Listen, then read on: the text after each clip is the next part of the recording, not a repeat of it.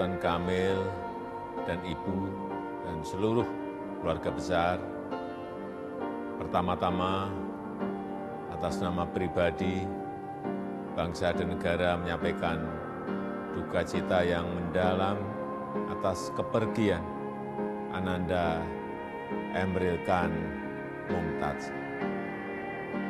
Innalillahi wa inna ilaihi raji'un. Kami mendoakan semoga almarhum diberikan tempat yang terbaik di sisinya.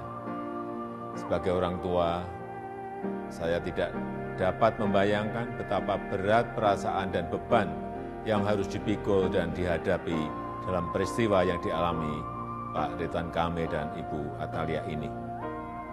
Namun, saya melihat bagaimana ketabahan dan ketegaran Pak Emil dan Ibu Atalia dalam menghadapi musibah, dan ini menjadi teladan bagi kita semuanya. Sekali lagi, saya menyampaikan turut belasungkawa.